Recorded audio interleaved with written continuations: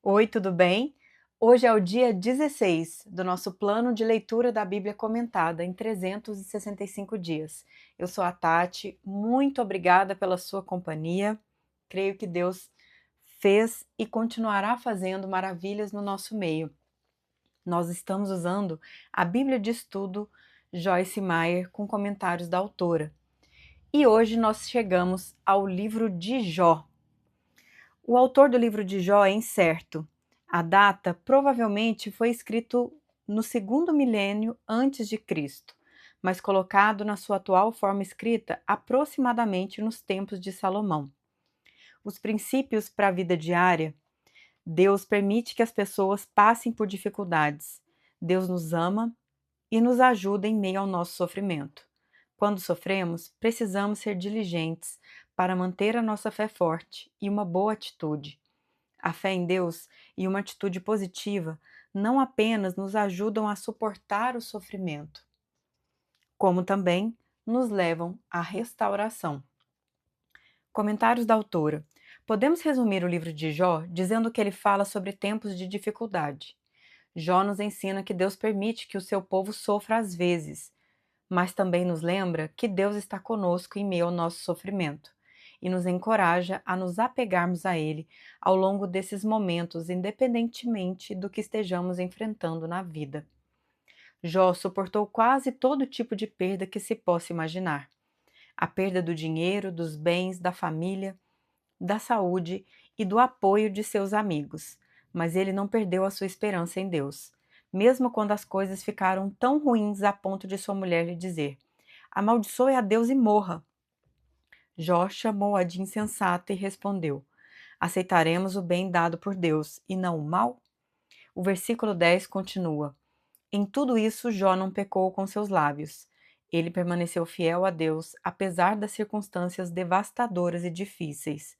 No fim, Deus recompensou a fidelidade de Jó e restaurou o dobro do que ele havia perdido. Espero que você se lembre das lições de Jó quando enfrentar o sofrimento em sua vida. Lembre-se que Deus a ama, que o seu Redentor vive e que ele está trabalhando a seu favor. Que nada pode roubar a presença de Deus de você, que você pode ter de fechar os ouvidos para os céticos que a cercam, que a sua fé perseverante finalmente fará com que você vença e que Deus é capaz de restituir muito mais do que você perdeu ou sofreu. Lembrando que nós estamos fazendo esse plano de leitura em ordem cronológica dos fatos, então na ordem em que eles aconteceram, segundo os estudiosos. Hoje nós vamos ler dos capítulos 1 ao 4 do livro de Jó. Que o Senhor nos abençoe. Capítulo 1. Na terra de Uz vivia um homem chamado Jó. Era homem íntegro e justo, temia a Deus e evitava fazer o mal. Tinha ele 7 filhos e 3 filhas, e possuía 7.000 ovelhas, 3.000 camelos, 500 juntas de boi e 500 jumentos, e tinha muita gente a seu serviço. Era o homem mais rico do Oriente. Seus filhos costumavam dar banquetes em casa, um de cada vez, e convidavam suas 3 irmãs para comerem e beberem com eles. Terminado um período de banquetes, Jó mandava chamá-los e fazia com que se purificassem. De madrugada, ele oferecia um holocausto em favor de cada um deles, pois pensava: talvez os meus filhos tenham, lá no íntimo, pecado e amaldiçoado a Deus. Essa era a prática constante de Jó. A primeira provação de Jó. Certo dia, os anjos vieram apresentar-se ao Senhor e Satanás também veio com eles. O Senhor disse a Satanás: de onde você veio? Satanás respondeu ao Senhor: de perambular pela terra e andar por ela. Disse então o Senhor a Satanás: reparou em meu servo Jó? Não há ninguém na terra como ele, irrepreensível, íntegro, homem que teme a Deus e evita o mal. Será que Jó não tem razões para temer a Deus? Respondeu Satanás. Acaso não puseste uma cerca em volta dele, da família dele e de tudo o que ele possui? Tu mesmo tens abençoado tudo o que ele faz, de modo que os seus rebanhos estão espalhados por toda a terra. Mas estende a tua mão e fere tudo o que ele tem, e com certeza ele te amaldiçoará na tua face. O Senhor disse a Satanás: pois bem, tudo o que ele possui está nas suas mãos. apenas não toque nele. Então Satanás saiu da presença do Senhor. Certo dia, quando os filhos e as filhas de Jó estavam no banquete, comendo e bebendo vinho na casa do irmão mais velho, um mensageiro veio dizer a Jó: os bois estavam arando e os jumentos estavam pastando por perto, quando os sabeus os atacaram e os levaram embora.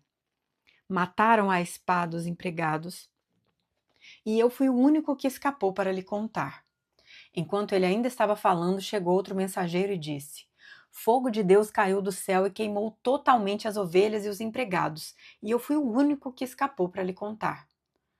Enquanto ele ainda estava falando, chegou outro mensageiro e disse: vieram caldeus em 3 bandos, atacaram os camelos e os levaram embora.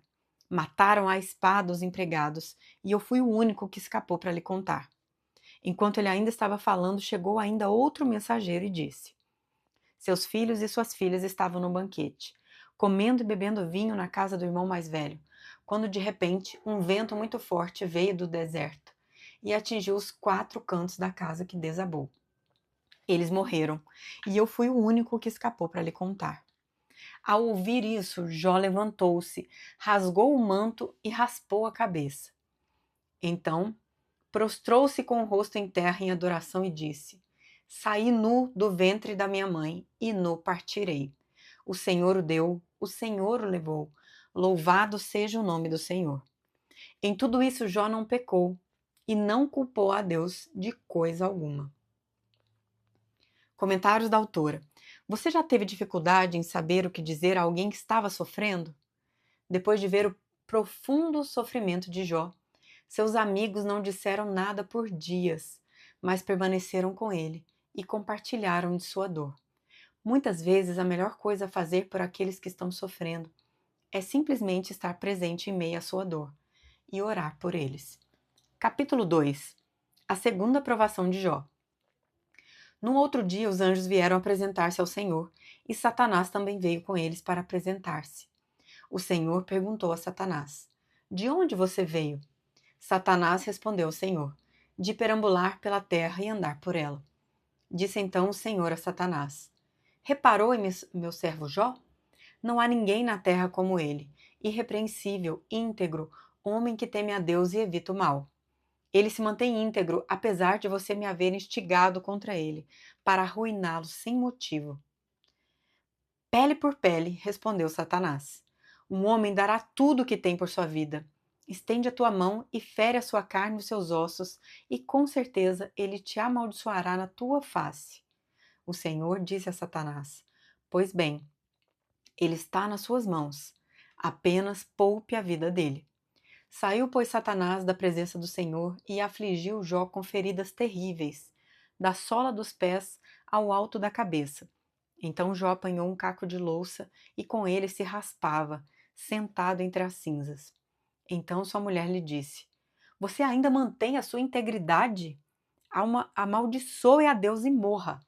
Ele respondeu: você fala como uma insensata. Aceitaremos o bem dado por Deus e não o mal? Em tudo isso, Jó não pecou com seus lábios. Os amigos de Jó. Quando 3 amigos de Jó, Elifaz de Temã, Bildade de Soar e Zofar de Naamate, souberam de todos os males que o haviam atingido, saíram cada um da sua região. Combinaram encontrar-se para juntos irem mostrar solidariedade a Jó e consolá-lo. Quando viram à distância, mal puderam reconhecê-lo e começaram a chorar em alta voz. Cada um deles rasgou seu manto e colocou terra sobre a cabeça. Depois os 3 se assentaram no chão com ele durante 7 dias e 7 noites. Ninguém lhe disse uma palavra, pois viam como era grande o seu sofrimento. Capítulo 3. O discurso de Jó. Depois disso, Jó abriu a boca e amaldiçoou o dia do seu nascimento, dizendo: pereça o dia do meu nascimento e a noite em que se disse: nasceu um menino. Transforme-se aquele dia em trevas, e Deus, lá do alto, não se importe com ele, não resplandeça a sua luz sobre ele. Chamem-no de volta às trevas e à mais densa escuridão. Coloque-se uma nuvem sobre ele, e o negrume aterrorize a sua luz. Apoderem-se daquela noite densas, densas trevas, não seja ela incluída entre os dias do ano, nem faça parte de nenhum dos meses. Seja aquela noite estéril, e nela não se ouçam brados de alegria. Amaldiçoem aquele dia os que amaldiçoam os dias, e são capazes de atiçar o Leviatã. Fiquem escuras as suas estrelas matutinas, espere ele em vão pela luz do sol, e não veja os primeiros raios da alvorada, pois não fechou as portas do ventre materno para evitar que eu contemplasse males. Por que não morri ao nascer, e não pereci quando saí do ventre? Por que houve joelhos para me receberem e seios para me amamentarem? Agora eu bem poderia estar deitado em paz e achar repouso junto aos reis e conselheiros da terra que construíram para si lugares que agora jazem em ruínas, com governantes que possuíam ouro, que enchiam suas casas de prata. Por que não me sepultaram como criança abortada, como um bebê que nunca viu a luz do dia? Ali os ímpios já não se agitam e ali os cansados permanecem em repouso. Os prisioneiros também desfrutam sossego, já não ouvem mais os gritos do feitor de escravos. Os simples e os poderosos ali estão e o escravo está livre do seu senhor. Porque se dá luz aos infelizes e vida aos de alma amargurada, aos que anseiam pela morte, e esta não vem, e a procuram mais do que a um tesouro oculto, aos que se enchem de alegria e exultam quando vão para a sepultura? Porque se dá vida àquele cujo caminho é oculto e a quem Deus fechou as saídas? Pois me vêm suspiros em vez de comida. Meus gemidos transbordam como água. O que eu temia veio sobre mim. O que eu receava me aconteceu. Não tenho paz, nem tranquilidade, nem descanso. Somente inquietação. Capítulo 4. Elifaz.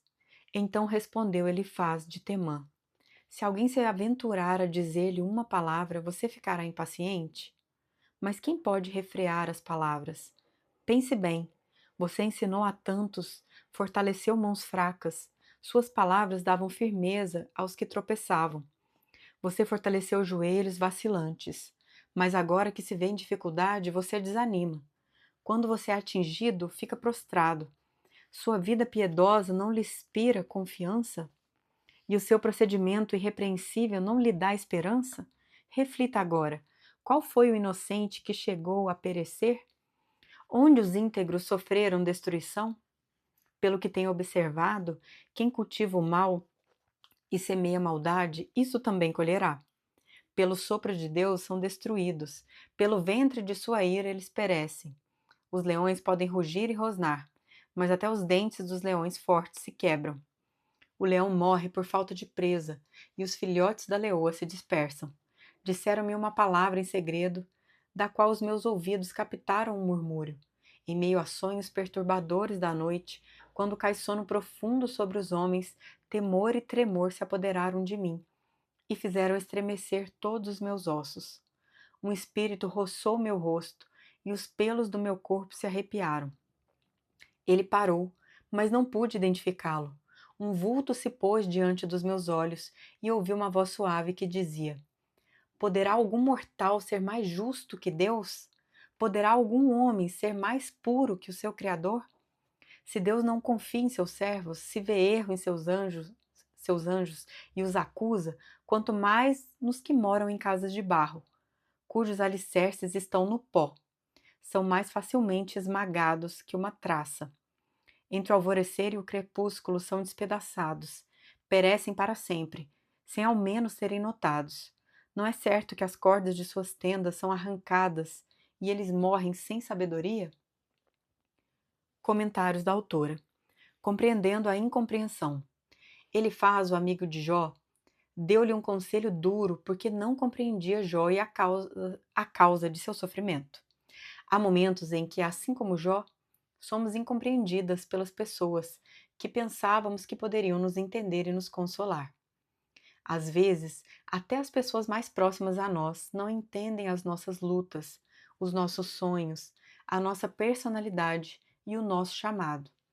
Antes de meu ministério ser estabelecido, lembro-me de quando as pessoas não me compreendiam porque eu era séria demais para elas. Elas não gostavam das mesmas coisas que eu. nem faziam as coisas como eu fazia. Elas me perguntavam: por que você age assim?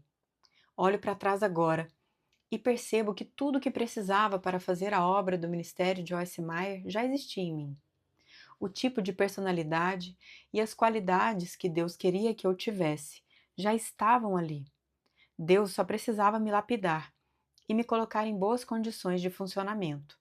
Enquanto Deus a prepara para ser usada por Ele e você descobre exatamente o que Ele quer que faça, você também pode se sentir estranha e deslocada. Você pode sentir que não se encaixa no esquema que a cerca. Se já está sentindo estranha, você pode ser tentada a ficar confusa ou incomodada quando as pessoas disserem coisas do tipo: o que há de errado com você? Por que você age assim? Parte do seu treinamento para a liderança é entender que as pessoas não irão compreendê-la. Você precisa se dedicar a ficar firme com Deus e fazer o que Ele diz, mesmo quando ninguém a entender, concordar com você ou apoiá-la. Creio que Ele quer fazer grandes coisas através de você. Portanto, apegue-se a Ele mesmo quando as pessoas não a compreenderem. Muitas vezes, as pessoas que não nos entendem não têm a intenção de nos ferir. Elas simplesmente não entendem. Chegamos ao fim do dia 16. Aguardo você para o próximo episódio. Que o Senhor te abençoe grandemente.